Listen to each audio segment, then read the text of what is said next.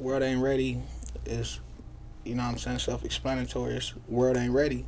It's the type of music I was making. Like the last two mixtapes I dropped was the June Madness, and I couldn't do this one, June Madness 3, just because it's not the same tape. It's like something that, it's music for the times, you know what I'm saying? It's music that if you don't like one sound, you're going to like another for sure, just because it's so versatile. So I feel like the world ain't ready for what I'm finna do, you know what I'm saying? The world ain't ready for the new West Coast, the new sound of the West. Them folks separate us and divide. Gotta pack a pistol to survive. Still I rise on them. Still I Rise. Still I Rise basically is the intro to the project, World Ain't Ready. I chose Still I Rise, and I made Still I Rise really because it's a sensitive subject to me. Like, growing up where I'm from, it's like low-key a war with the police. So Still I Rise was my intake and my output on that. Basically me telling how the police killed my cousin, how the police like set us up for failure, how the whole system is basically set up for us to lose. You know what I'm saying? And at least how it was where I was coming from. So I feel like Still I Rise was like me giving you that insight on where I came from and what I'm trying to do. Like how I was talking about, just want to make my niggas proud of me, because we was out here going crazy, running wild on me, catch a man slipping, and I'm showing out on me. Feel like Young Jock, the way it's going down on him, hey, in the streets needed me to make it. Gotta show hood niggas they could go from the pavement. Got, you know, and things like that. Like, it's basically just me telling you, like, where I came from, you know. We just tryna maintain them. Live and maintain. Ay. Big on Big, that was the first song I dropped. That's probably my personal favorite on the whole project. Big on Big. Me and my boy Grand Nelson. Grand Nelson is actually like my childhood friend, so we got so much chemistry when it comes to these tracks.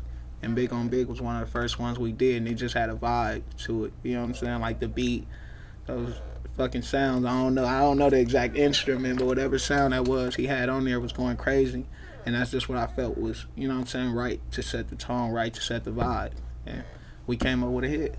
Big on Big is the one going crazy. Big on Big got like 400,000 plays at this moment. Like, you know what I'm saying? But I know one thing for sure, like I can't even go like to any party without hearing that song at this moment. Like and I don't know if it's just because I'm in the vicinity, but even like if you look on Instagram, all that, I'm still getting tagged in like a crazy group of people playing that song and they singing it and shit. Like that's crazy just to see 100 people in a whole nother location across the world. It's not even just like a California thing. Like a whole nother location to singing your song and they all know that shit. That's wild to me. Same day I paid them $5 to come and whip a brick. Street niggas with money. Street niggas with money. Street niggas with money. Street niggas street money. Street niggas with money. Street niggas with money. It's one of those more up-tempo hype songs. If you know P1, you know that's like really my lane. Just that aggressive, coming with that energy, giving it to the beat. You know what I'm saying? Giving you something to rock with, something to move to. And I think that's one of those songs, and the idea of just being street niggas with money. Like, you know what I'm saying? If you come from any type of area, like, in the streets, you know, like, that's the main goal, is to get cash and get out. So, street niggas with money. My boy, Sean Brown did the beat. It's crazy, though, how me and Sean Brown linked up, because Sean Brown used to be signed to DJ Ill Will, and back in the day, he did a video, and I was playing, like, a little kid in the video. That was my first, like, experience on a set with a music video, anything. So, you know, it's crazy love for Sean Brown just for giving me that at such a young age. Fell in love, we was just kids. Blame myself while we ain't making. We just young and tryna live. And them coppers tryna take us. Hold Me Down, that's a track that's a little more personal with me as well, because I had my run-in with the law, so that was like my message to my girl, saying, would you hold me down if worse came to worse and I had to sit down for a little bit, or would you do me like the rest of these women, which we see on the regular, like, and just not give a fuck. You know, my boy Grand Nelson on the beat. Once again, me and bro got so much crazy chemistry, so it was one of those things where he just pulled up with the beat again. We vibed out. I actually had my girl pull up. I had court that morning, and I had my girl pull up, so it was just a lot on my mind, you know what I'm saying, that was weighing on me. And I just used the music to express it, and we made another one. Hey, I gotta get it, I can't sit patient. Rest of my niggas was out here chip racing. I can't get on my grind into the crib major. For the love of them blue hundreds and big faces. Big Faces. Big Faces is one of those, like, ones that's just, like, anybody could listen to, just because the type of beat it is, the lyrics that's coming on there, you know what I'm saying, make you want to move, make you want to dance, really, and make you want to bop, whatever you do. But I got my boy Biscuit on it. Biscuit been my friend for, I can't even tell you how long, since I was a kid. Like, that was my big bro. That's the guy who actually pulled me and, like, taught me how to play basketball and shit. So with me and him, it's like crazy love, crazy chemistry. My boy Lucifer did the beat. Shout out Lucifer. Yeah, crazy producer. You know, it's just like one of those things. When the beat came to me, I sat with it for like a day, and I was like, I just got to do something to it. And we got in the studio and got it done. Don't you know we fine? I can't let this die. You the reason why I get so emotional. Emotional. My boy Chris Goma, Band Play, Jay Glaze, they all collabed on the beat. And I just so happened to walk in when the magic was being made and, you know, harmonizing, melodizing. And I'm like, yo, this shit is crazy. So me and Chris sat down and really just got to it, really just worked it up. That's another, like, easy subject, like, to do something to for me, because I didn't have my run-in with women and everything. And I'm basically, like, telling her, like, you know, I remember we was doing bad, I got paid, I took care of you like I'm supposed to do, you know what I'm saying? And what else? Gave you guidance, gave you game like I was coaching you. You know, just another one of those songs to a woman, basically, like, you know, telling a story. Cause I'm in these streets for real. I'm just asking that you pray for me. Pray for me, y'all pray for me. Pray for me, pray for me. Pray for Me is another one of those songs where I'm just painting a picture for you. You know what I'm saying? I'm talking about everything from how when I was a kid, I used to go to church with my auntie, to I got older and just start hanging with the homies, start doing all types of shit, crazy shit. And so I ended up catching a gun case, and I'm talking about basically just pray for me. You know what I'm saying? I'm not saying pray I do good. I'm not saying pray anything. Just pray for me, because we all need prayer. And I'm giving you the insight on me, showing you where I came from, showing you how we grew up and where we at now in life. The track for sure needed a girl, and Crazy Beautiful just had that gospel sound to her, like that sound to capture it. You know what I'm saying? Like, her voice sounds like she grew up in a church family or something. So automatically she was an easy go-to, and the church, in the song it's saying pray for me, so, you know what I'm saying, it needed that church feel to it. And once again, shout out my boy Lucifer. Lucifer cooked the beat on that one. I can't ride without that chopper, got me paranoid. Cause I got a couple homies that ain't here no more. Told sticks, no, we ain't fighting fair no more. Sick shit, I've seen, I'm paranoid. Paranoid is me saying, like, basically I won't go nowhere without being protected, because I saw a lot of crazy shit. My boy Hollywood produced it as well. Me and Hollywood got countless bangers, so, you know, it's just a chemistry thing. Like, that's the big thing about this whole project. It's like, it's intertwined with people I got close relationships to. Like, I'm big on energy, and Paranoid was just me and Hollywood in the studio one night vibing out. We probably had like 10 people in here, 20 people in here or something in the session while we was doing it, but we still cooked it, having a good time.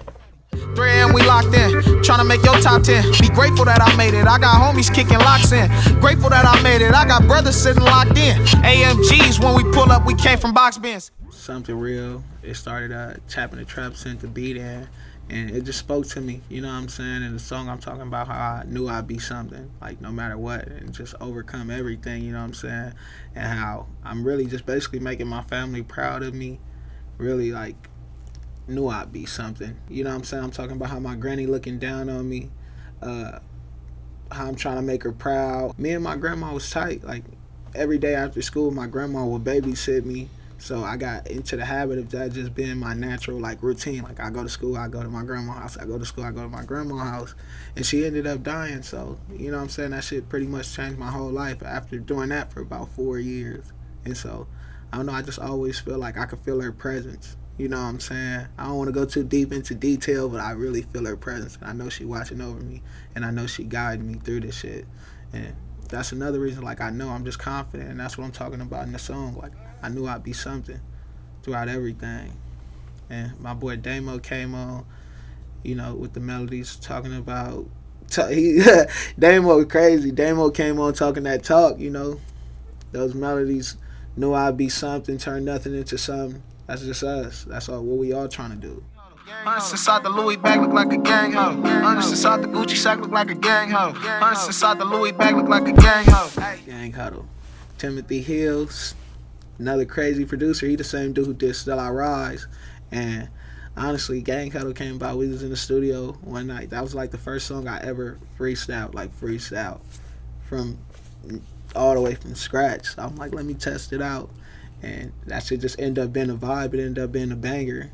Those 808s Timothy Hill put in, and then me with that natural, you know what I'm saying, energy, but it was yet so calm and riding the beat. That's one of those ones. Eastside romance. Got me gripping all on your weed, boo, I'm nasty. And you nasty too, baby, what's happening? Told me we should get it cracking in the back seat. Give it to me, I promise you I'm a max. Eastside romance, that's my shit. That's something really from my like area, really, but it just so happened to be a banger. But I come from the east side of Los Angeles. That's like the eastern side of 110, and females just always like, I don't know, like east side is always a term, like, you know what I'm saying? Even Blueface in a lot of his songs, you hear him talking about it get easty. That's just us, you know what I'm saying? So it's like me telling a female like, yeah, I'm gonna show you how the east side romance, because you got an east side cat now, you know? The east side is just South Central Los Angeles. It's divided into two different parts. Like it's the east and the west. And the east side, a lot of people, like, it used to be the stigma, like people will refer to the east side. It's like the low parts, like the dirty parts. And now it's like that shit changed 100% because we make it look good. Uncle on the pavement, bullets inside his head. Pops in the grass, the garden was painted red. Barely made it out where I'm from, they popping lead. War by my mama house, that's what the news said. War. Taboo produced the beat. First thing I like actually found out about Taboo is he did Art of Peer Pressure for Kendrick Lamar, so I knew off top I had to go crazy on that song, and it's just giving you like my input on where I came from. I heard the beat really, and the beat just gave me that feel, you know what I'm saying? I really heard some spitting on there just based on like the beat, you know what I'm saying? The 808 slapping, the way he used it, so I just slowed it down and really tried to put you in my vibe. Really, those 808s that Taboo threw in there was crazy, and they just spoke to me, you know what I'm saying? It was something that needed to be said, and it was a statement that needed to be made, and I just heard war, and it tied in. That's why we named the project War, really, if you want to like, it's World Ain't Ready, but that really stands for war. You know what I'm saying? War by my mama house. That's the story of P1. I grew up in the war land, you know what I'm saying? Trying to make it from nothing into something. And that's what the song is talking about. Yeah, what I say, growing up it was rugged, but swear I love it. Gambling when my cousins bring that bag out just to stun it. Uncles outside thugging, gang tats up on their stomachs. Cars roll up, we clutching, burning nigga like some muffins. Activated, young niggas through that bag related. We just want a million, that's the only stats we chasing. Mama up in bed, she cried like I just graduated.